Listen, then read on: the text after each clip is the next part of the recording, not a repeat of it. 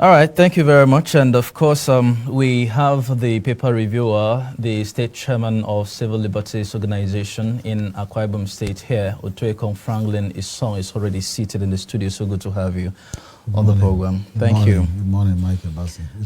I just quickly want to ask you what you feel about the House of Representatives Education Summit that is ongoing. It is supposed to be a 2-day event.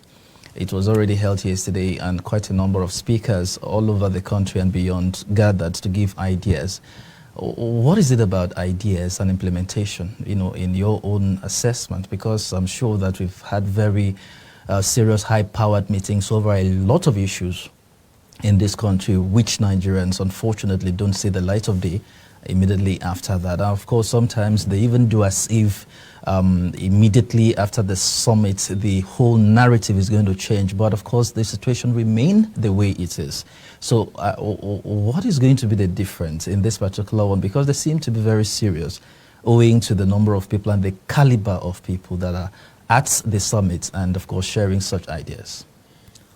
Well, I am of the school of thought that ideas could be gotten from marketplace like that. Just like you've asked, what is going to be the aftermath of the exercise? We've had several of such fora where we've contributed ideas. Nigerians have come together and contributed ideas on how to make good policies for our various sectors, not just only in the education sector. We have in the agri sector and even in the economy. But at the end of the day, implementation becomes very difficult. So I do not see this being any different from the past. I think it's still the same thing. It's a waste of resources. It's going to be a waste of resources. And at the end of the day, this was budgeted for. The public funds have been used to carry out the exercise. Just one of those, I don't want to call it political jamboree, but that seemed to be what it is. Because at the end of the day, you will not see anything tangible coming out of it. If the Speaker of the House of Representatives, for instance, could midwife or mediate into the crisis between ASUU and the federal government, and that matter is still unresolved till today, and this is the Speaker of the House that is now organizing a public seminar on how to better our education. I do not think, because the Speaker, intervened with his capacity as the Speaker of the House of Reps, and the ASUU members gave in, added, including with the pressure from the court judgment, the Court of Appeal, and the National Industrial Court. And if up to today, as we speak, the salaries of ASUU members are not being paid. If up to today, as we speak, the matter is still lingering, ASUU has threatened to return back to trenches, I do not see anything coming out of what is going on today. I would have rather advised... But given the level of seriousness, because the Speaker seems to be very sincere about this matter, and he has made it very clear that immediately after the summit, there is going to be a paper that will be followed up. So at this particular point in time, why are you still having doubt? Is it not the same Speaker that intervened and persuaded the ASUU members to call off their strike? So what is different between that Speaker and this Speaker? It's the same person that intervened and persuaded the ASUU members to call off their strike. Why am I saying this? It's because the whole thing seemed to be like, money has been made available for this exercise. We have to do it. Like money has been budgeted for this exercise, and if you don't do it, how do you now retire and give a account for it? So they must go ahead to do it. Otherwise, if you ask me, I would have said the money that we are used, or that is being used, or that will be used for this 2 days exercise, for people to go and present papers and opinion and point, should have been used to add to the better welfare of our lecturers. What are they asking for? Good welfare, implement good policies, and the rest. You don't need the House of Reps, which is a legislative arm of government, to come up with a paper to the executive. They are even going far beyond their scope of operations. If you ask me, The job of the legislature is to legislate good legislations, is to oversight the executive, is to carry out, to represent their constituencies, and that is just that. So what are they what they are doing now? They will tell me that they will come up with would they come up with a position? Would they come up with a law? Are they going to make a law out of this? Or they are coming out with an opinion, advisory to the president, which is to say, President, we are advising you to do this. And the president could tell you your advisory or your resolution is just a mere advisory. It's not binding. It's only persuasive. So the president could choose to look the other way around. So I think that what would have been done would have been the National Assembly to focus more on making policies, making bills, making laws that will improve on the welfare of our lecturers, will improve on the infrastructural facilities of our public health sectors, public schools, and the rest, than going to hold a public forum that they will now give a position pass to the president, who will tell you your position is just a mere advisory. All right. So on that note, we go to the Daily Independent newspaper and begin to take a look at what papers are reporting this morning. The Daily Independent newspaper.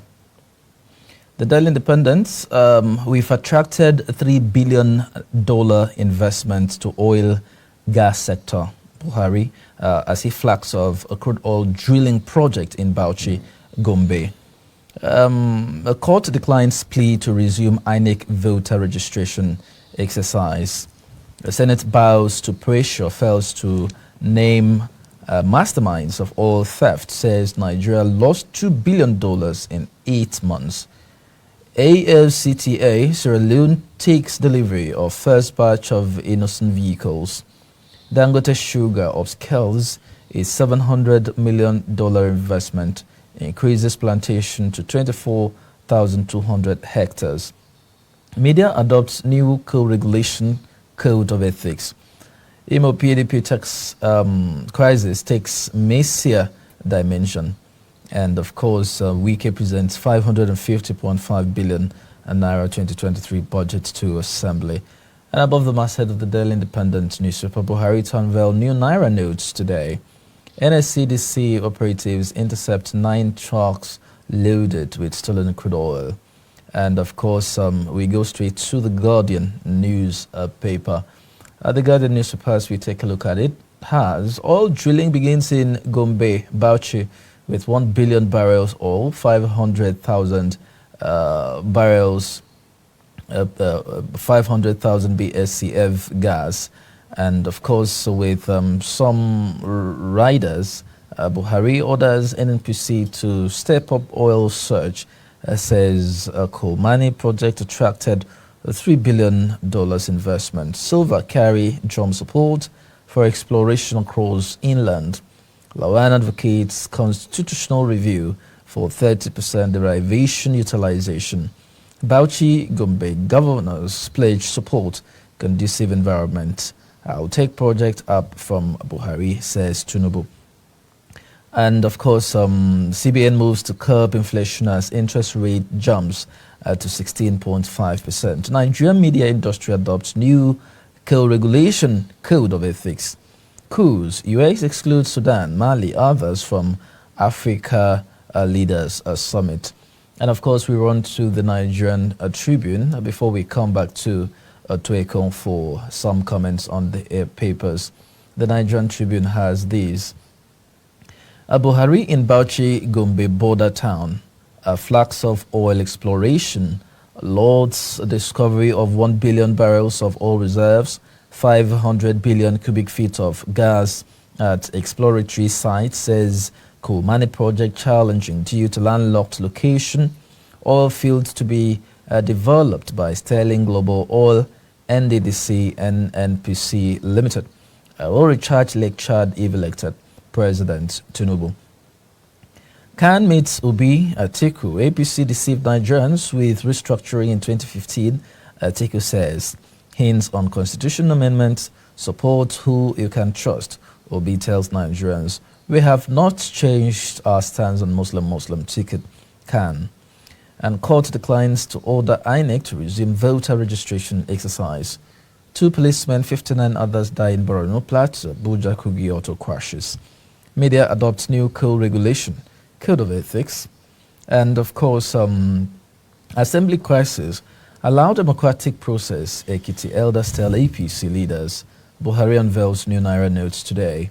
Nigeria earned $741 billion from oil, gas in 22 years. Those are the headlines on the three papers we have reeled out this morning. Otueko, the biggest headline in all of the three papers, is about Bauchi and Gombe State. They are now all producing states. Yep. That's a welcome development. That's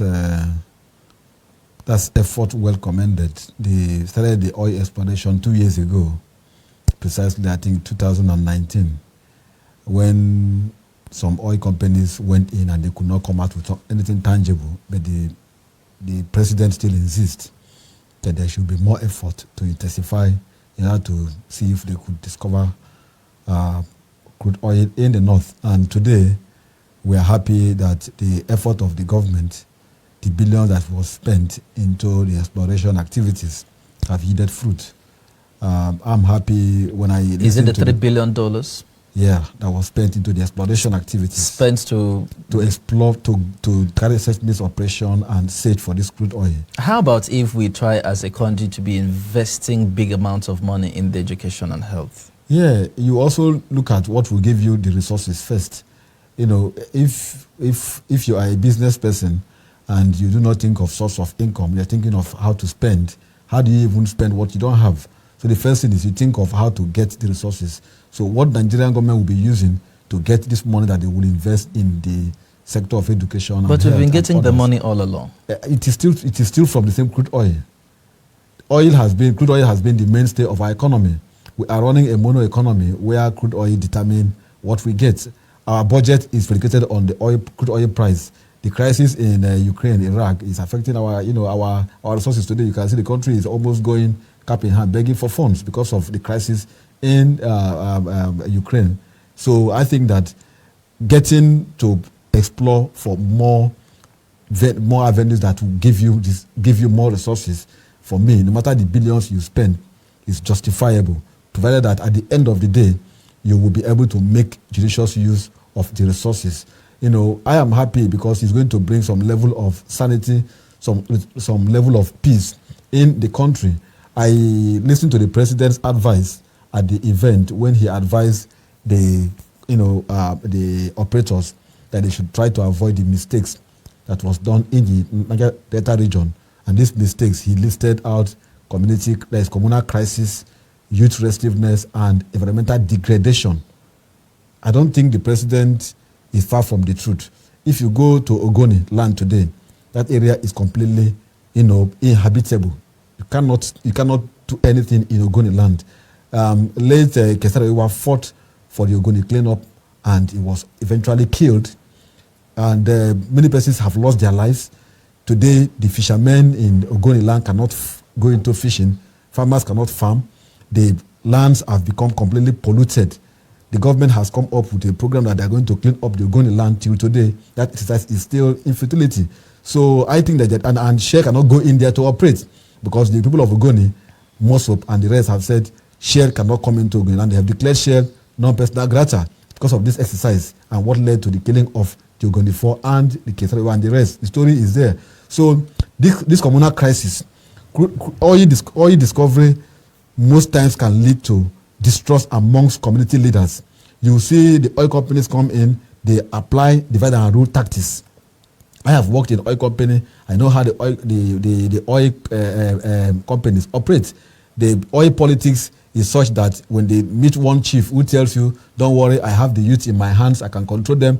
Take the money from the company and call some few youths and give them peanuts and tell them that stand with me." By the time the company comes, these few youths that got peanut will support the stand of the leader against the other majority of the people of the community. So you go to a community that have oil, you won't see any tangible facility, like you won't see anything like the health sector will still be underdeveloped. You won't see good education. For instance, I am from Ekamchan in Barenin, in Akwa Ibom State. We are one of the crude oil producing communities.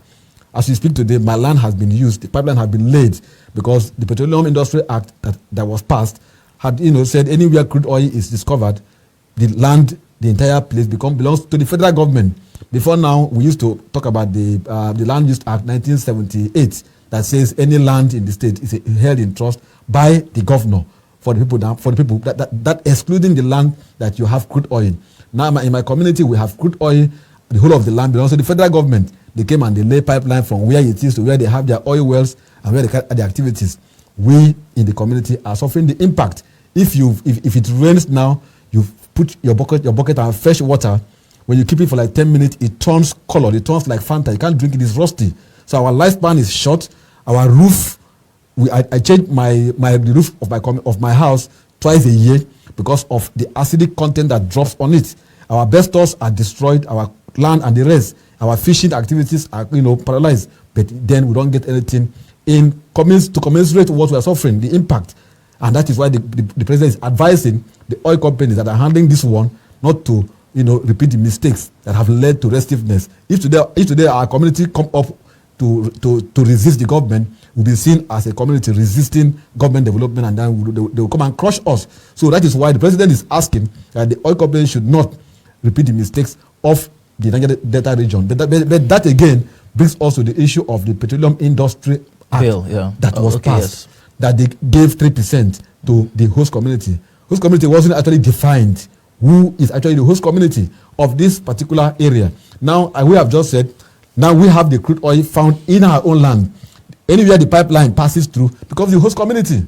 So if, for example, you lay pipeline from a community in Akwa Ibom State to Nasarawa, the whole of that line, where the line passes through to where you have the fuel dump, where they now go and explore the oil activity, become the host community. Even when such communities don't have oil, just because they have the presence of the pipelines being laid. Okay. So the impact that I feel as a community that owns the oil in my land is not the same thing as the one that the pipeline only merely passes through.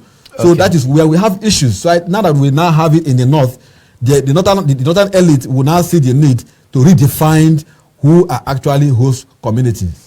I just pray that they run a pipeline across the basic postal to become host community. Yes, of course. Sharing the that is what the act says, which is actually wrong. You should begin to see some new Naira notes anytime soon, because our president is launching the new ones today. How do you feel?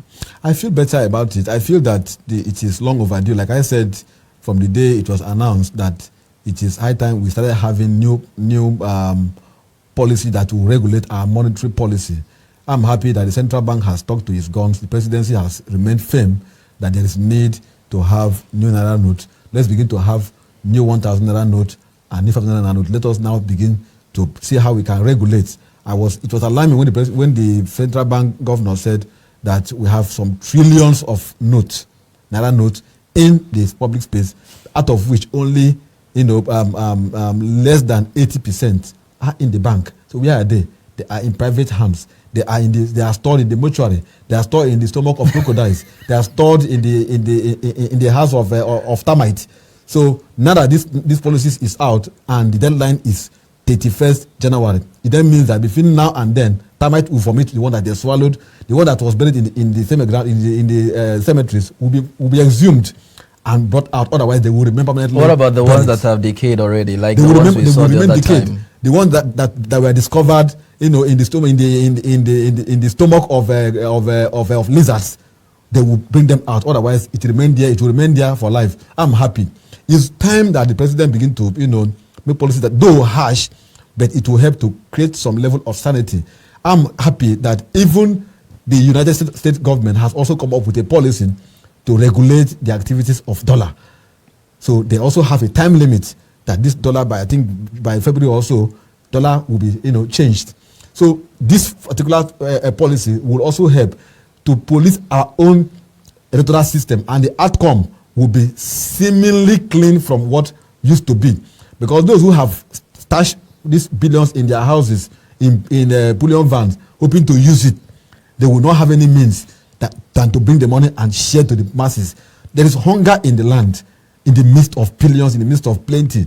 But now that this policy is there, between now and January 31st, any good conscious leader who has touched trillions in his house, who has no means to take this money to the bank, should begin to call the community and share this money to them. That way, you would have in touch on lives and also reach out to the and communities. alleviated poverty. Yes. Now, there is this headline on the Daily Independent newspaper that I think I should bring to your notice so that we examine the pros and cons, the intended and unintended consequences of this kind of development, where our Nigerian Senate has bowed to pressure and failed to name masterminds of all theft. Because I grew up to see in some community practices that when somebody steals and is caught, he is made to, he will be paraded in the communities, in the streets, within the communities. Sometimes they will even go as far as putting charcoal on you and shaming you and naming you and shaming you,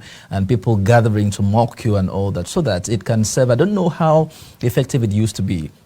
Now, about the issue of oil theft in the country, a lot of people were caught, and so many pieces of information have been discovered as to who the real sponsors of these people are.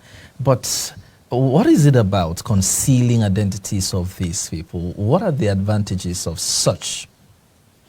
It wasn't even in the powers of the Senate to name the alleged masterminds of the oil theft. But they can do something to compel the have, relevant agency to do so. You see, you should understand the duty of the parliament.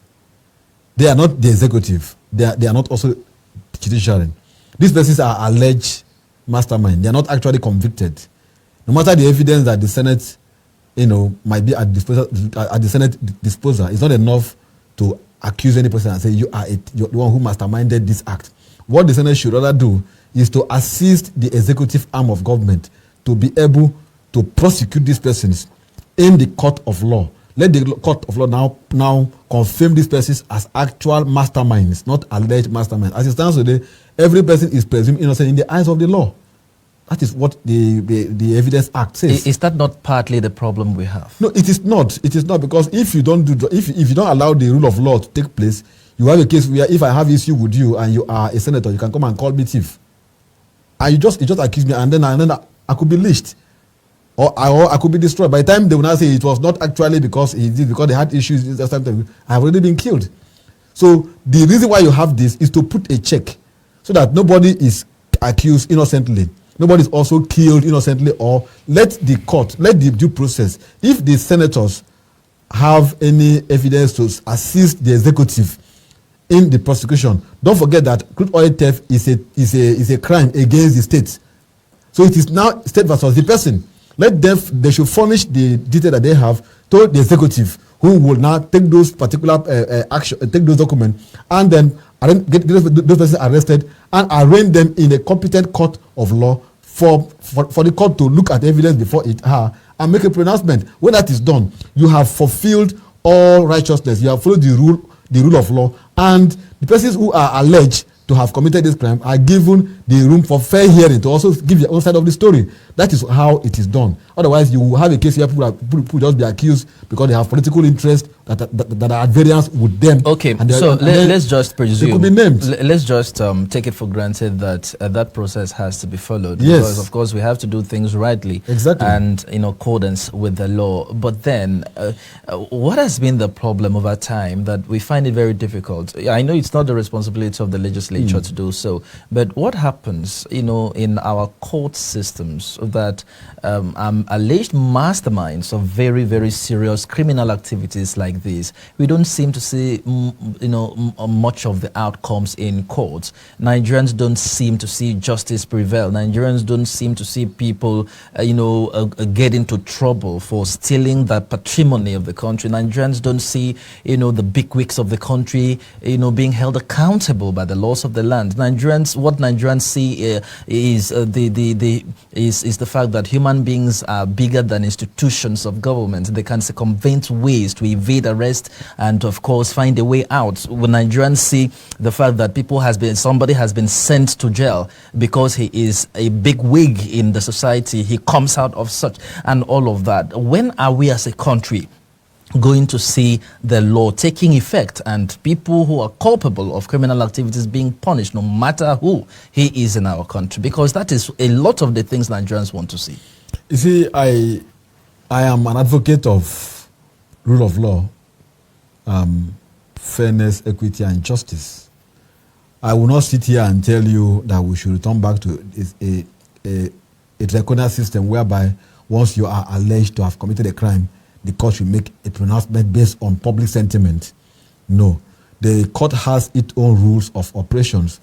Most of the times, let's take for instance the EFCC cases that we've had, several of them been quashed by the court. It's because of the procedural process, defective in the filing process, and you can come up, if for example, you allege that someone is an armed robber, assuming the person is charged in the court, arraigned in the court for armed robbery, the court expects you to prove how did this man carry arms. That's number one. Number two, the time he committed this offense, was it in the daytime or at night? That's the truth. Now, if one could carry arm and rob in daytime, the law calls it stealing. The one could carry arm and rob at night, that same law calls it armed robbery. So you look at it this way. So you don't just say because you are the executive, you file charges. You could see 30 charges against somebody over corruption, and then at the end of the day, none of these charges could be proved, because you must be able to prove beyond reasonable doubt. You must prove that your allegations against this person, actually are true. And when the burden of proof lies on you, that allege, and you are unable to prove it, the court will not, favor you by becoming a Father Christmas to give you what you don't deserve. The court will give you what you deserve. You take, for example, the case of Nnamdi Kanu, for instance. Federal government filed charges against the young man, treason, and this and this and this and this. You see, at the end of the day, the court held that the procedure of extradition was wrong. That is the first thing the court look at. The court didn't look at the charges. Fine, you have good case, but how did you get this man to the country? And that foundation became defective, that flouted the entire process of law. Okay. So the court now ruled against the government. One will say the court should rule in favor of the government, but because of that procedure, the court held against the government. So the court is there to look at your allegations, your charges, and look at the merit of it and grant you what it deserves. Otuekong, just at the risk of not overflocking the situation, we understand that is supposed to be the process. But what I'm trying to say is that people are getting away so much because of incompetency of the prosecuting agencies. Simply put, those lawyers who are handling these charges, so they could be compromised. They knew that this process is faulty, and they do it because they are compromised with the person that is being prosecuted. Okay. So, having filed defective charges, and the person that they filed charges against will be set free. Several of them, the Senate minority leader, Senator Ojus Okalo, was sent to prison, was convicted. At the end of the day, the whole thing was revised. Today he's there sitting. You have several of them. So, but the truth is that you can have good cases, but when you have compromised security agencies, compromised law enforcement agents that compromise with you and file defective charges against you, the court will look at the charges and say these charges are completely lack of merit. And then the court will just, strike it out. All right, so let's take a look at the Daily Sun newspaper as our time is fast spent. The Daily Sun newspaper talks about 2023 polls. Atiku Obi presents plans to can Nigeria requires president with physical, mental energy. LP candidate, the LP candidate says so. I'll expunge indigenship in constitution. PDP standard bearer. 5G governor storm Abia tomorrow for Ikpeazu. PDP told to discipline unruly governors. Media adopts a co-regulation framework, code of ethics. Sanwo-Olu pledges continued support for the homeless, less privileged. And that piece of information could be found on page 3 of the Daily Sun newspaper. 20 million out-of-school children taking bomb, Obasanjo warns. All theft. Senate report fails to indict perpetrators.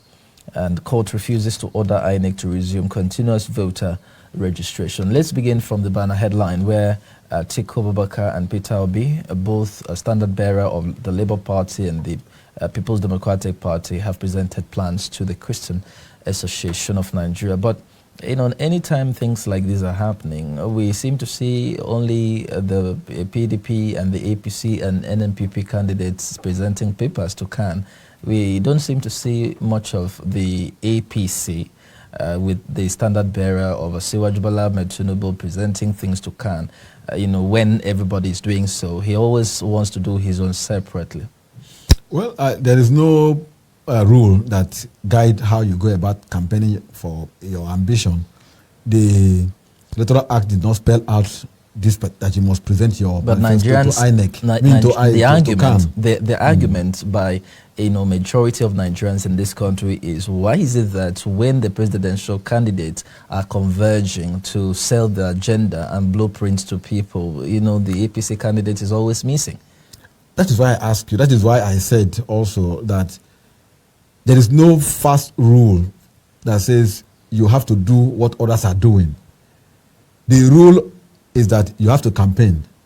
How you go about the campaign is left for you to design. You have your campaign managers who have told you this is what we will do. Campaign plan have been marshaled out. And so if others are going to present their own in a debate, and you say because others are going to present their own in a debate, you now go and join. That is not what you have in your own timetable. Assuming, I'm not speaking for defending any of the candidates, but morally speaking, now let us leave the legally speaking. And the morally speaking, it is right to market yourself. Let's see you along with others. Speak to us so that we can ask all of you questions. That is to say, if there is need for a public debate, even though it is not legally backed up, let us also see you along with others. I'm happy to see the candidate of the PDP saying he's going to. I even saw him said, "I swear to God, I will." He was swearing to God. He said, "I swear to God, I will implement this. I will do this." And he was swearing to God. He keep on swearing to God from when he started campaigning. Not just this particular 2023 contest. From when I knew him, when he started contesting, he has been swearing to God.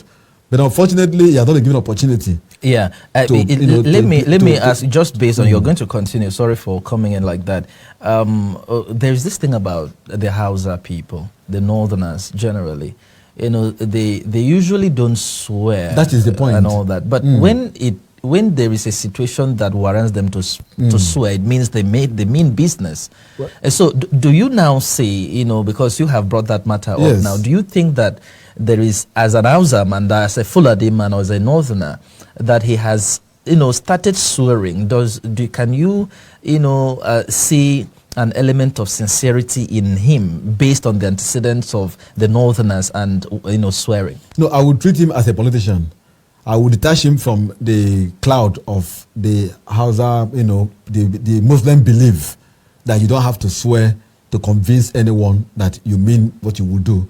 But I will see him as a politician who wants to convince his listeners. We all know the belief system of the Muslim, just like the Christians, that you don't have to swear to convince me that what you're saying is the truth. Say it and allow me to believe what I want to believe. But when you keep on swearing, you are simply making me to see you as someone who might not actually mean what you are saying. Because if you are actually a true believer of your religion, you don't have to swear to convince me. So I will treat him as a politician who wants to get what he wants using every means. Take, for instance, the Wike issue. Wike is now bringing in several questions that he even point out Atiku. That Atiku, told him that Ayu will resign. And I believe that Atiku must have swear to Wike that, I swear to God, Ayu will resign. And that is why you see Wike saying he has to stick that's an assumption. No, I assumed. Okay. Because he has been swearing. I'm not speaking to demarcate anybody. I'm saying that let us look at the instance of the internal party crisis now. You know why Wike is existing? Wike is saying because this particular candidate came to me and said that if I become this, that Ayu will resign. I'm quoting what Wike is saying. And if he could not keep to that particular agreement, which is an internal politics, how then will he not keep to the one he's making to the entire country? That is now left for the masses to decide. Now back to their CAN, their meeting with the CAN. It's a good development. I want to see them meet with the CAN, meet with the Muslim communities, meet with every person, even with the atheists, even with the non-believers, and come and sell their vote and then sell themselves. At the end of the day, let us be the ones to decide. They should allow us to choose from the array of all of them. Whether they go for a debate, as a team or not, it is immaterial. The material fact is that INEC should allow to give us a clean process that will allow all the aspirants to have equal playing field, so that Nigerians will now decide who they want without any influence from any corner.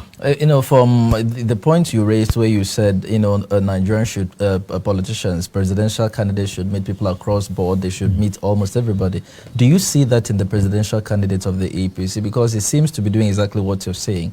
He is having meetings. Sometimes he goes to meet with people you never thought he would meet. That is what I want. I have said that there is no the guideline or timetable of INEC or the act did not spell out what you should do to get vote. He has lifted ban on campaign. How you get about campaigning is left for your party missionaries to decide. I think Waju Bola Ahmed Tinubu is holding town hall meetings. I have watched most of those town hall meetings where he speaks and what he says. I have also watched I've also watched Atiku speaking and Obi and the rest. All right. So there is a call coming in from Benue State. Hello. Good morning, Oche. How are you? Hello. Good morning. You're on. How are you? Please be audible. Actually, I'm the resource person. Good morning. Good morning, back and the resource person. Yes, please. Good morning. Thank you. Actually, I want to react to the issue of the way the law of our land is operating. Talking about some persons will commit some crime, and at the end of the day, they will go scot-free simply because they are one of the elite or something like that. And they come out with still maybe in the market, and they will throw the person behind the person. Probably nobody will, if you give a and the person keep on watching in the because simply because it's nobody. The issue is this. You remember back in the 2015, when this government was about coming on board, what the person, Commander-in-Chief, was telling us when he was going on from one state to the other for campaign was the core or the major subject matter that was the issue of corruption. And if you can tell ourselves the simple truth, you see that corruption are raising square 100 now. The way things is going now is to say they are seeking corruption. So, but there's no any person that is they have thrown behind the bar, the offense he committed. You see the one that they will take to court. Tomorrow you see that person going scot-free. One of them in the Senate, you mentioned one of them now. So my brother, in society where there was a book I read in my secondary school days, written by George Orwell, it said that all animals are equal, but some are more equal than others. Animal farm. This way we do things in this country that some persons are more equal than the other. Things will never go well. Go anywhere. It's better the way we treat the commoner, you treat the elite that same way. Thank you very much, Chair. Because if you check out what is going on now, hello, let me finish. You see that some of the elite, what is giving them the backbone is that after committing all sorts of crime, maybe I will use money to go my way out. I see the person going scot-free. How do you think that corruption will stop and stop the price? It cannot stop. Some other person will come and stop from where that person stops. So let us do things right. Thank you. Thank you. Thank you very much. Let's on the New Telegraph newspaper. A court refuses to order INEC to resume voter registration, says going by date of verdict, INEC will have just few days to 90 days before polls. There is numerous threats to 2023 election, says Mustafa, fake news threatening polls and all that. Yesterday, I think I read somewhere where court had ordered INEC to resume or start or continue the voter registration process, only for us to see something a different ball game entirely on the newspapers today. What do you think? Would you? What you read was fake news. That yesterday. Yeah, what you read was a revise of what Justice Inyeku's ordered. Okay. I think he did not order that INEC should resume. You look at the case is time barred. If INEC is to resume, INEC will not meet up the 90 days time limit to carry out the election. So that is why the court, refused to grant the order. So what you read was a revise of what the court ordered. So it was a fake news. So who wrote that one? So that is that because that is it was all over the place. All over the place. Yeah, I was shocked in the first place because I know that the Chief Justice of Nigeria has warned all the judges not to issue orders that will hamper the process of election. So assuming that order was given, it would have caused confusion in the polity. All right, so let's go to Mr. Goodluck now, all the way from Delta State. Sir. Hello, good morning, sir. Okay. Sir, how to comment on the area of the new Naira notes? Okay. Yes, sir. This country, I assume we are faced in many ways. Now, much money will earn somewhere in houses, much money we were eating, and now they are coming out. And this new notes is now forcing all the old notes to come out, right? But soon, once the new notes is invoked, shortly that habit will still come to play. Much money will still be earned somewhere. So the question is, the policy, how effective will it be when that habit, that attitude of nation of hiding money is not dealt with? It will still occur in the future, right? Hello? Yeah, go ahead, please, land on your thoughts. Sir? I said you should just wrap up, please. Okay, sir. So the issue of changing the diagnosis is not the best. Rather, I was looking for a way of managing the Nigerian philosophy of hiding money. That be the focus. Okay. And not changing the Naira note. Okay, all right, thank you. But the Naira note has been changed, so there's nothing anybody can do about it at this point. It's okay. Thank you, sir. I appreciate it. All right. So on the PDP crisis, IBB, Goodluck, Ebele, Jonathan moved to reconcile Atiku Abubakar. Take that as your final. My final take will just be that I would have thought that these leaders should have paid more attention on the ASU federal government crisis. I did not hear any of them speak. I didn't hear Goodluck Jonathan. I didn't hear IBB.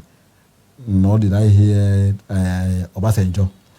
Obasanjo spoke yesterday in the education summit. I don't mean the summit, which I have already put a doubt on. I mean when the crisis was on, when Nigerian students were in their home for 8 months, these leaders were nowhere to be found to offer the government and ASU advice on how to go about it. It was only the Speaker of the Rep who came out to stick his integrity, which today has been. So because of that, they should not wade into a political crisis? Now they are becoming politicians. They should have spoke as statesmen to advise Nigerian ASU and advise Nigerian students and the government. Why are they concerned about party politics?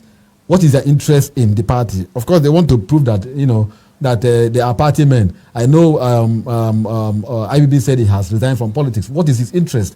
These are party issues. They should be speaking about Naira. The country Nigerian crisis. How do we resolve our economy? They have been there as Commander-in-Chief of Armed Forces. How do we handle the issue of insecurity? I've not heard them speak apart from OBJ. I've not heard these two men speak or advise the president on how to resolve the issue of insecurity. Our economy is going downward. I've not heard them speak. They have been there. Severally, we've had blame games. When the blame games come from the PDP, from the APC, it always go to affect the Goodluck Jonathan. It affects Obasanjo. It affects even IBB, who was there. Because the blame game it goes to behind those who have been there before. The issue of power sector, the issue of corruption, and the rest. We've not had any of them come out to defend themselves or their government or to advise the government of the day on how to go about to resolving this issue. So coming now to speak on party matter, for me, shows that they are not patriotic Nigerians. That's my own view. But politicians, what did you expect politicians to do? To sit by and watch I see them as crisis degenerate in their own political party? If it happens in APC or Labour Party or Afghan, would they also speak? Are you asking at me? the club? Yes, at the level they are statesmen. That is the way I see them. Okay. I wouldn't see them be speaking on a small party matter. But don't you they should think be speaking about Nigerian crisis? But don't you think once a politician, always a politician, no matter how you have retired? That is where we missed the point. Okay. I watched Obong Victor Atta, former governor of Akwa Ibom State, speaking as a compatriot on Channels TV interview, hard copy with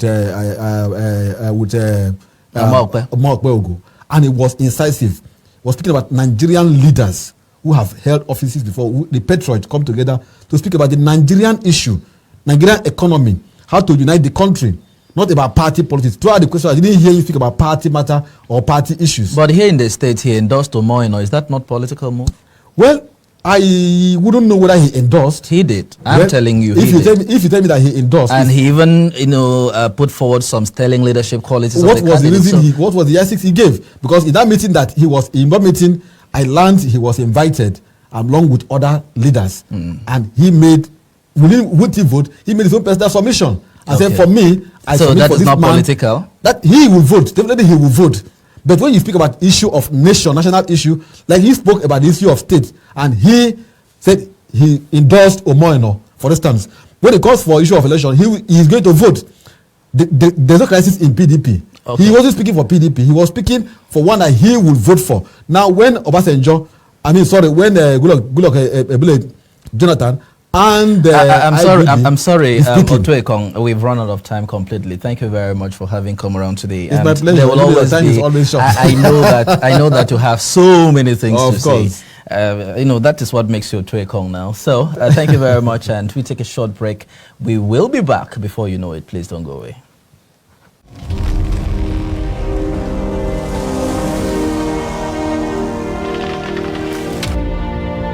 Carbon footprint follows environmental issues, from pollution to waste disposal, climate change to global warming, greenhouse effects, and more.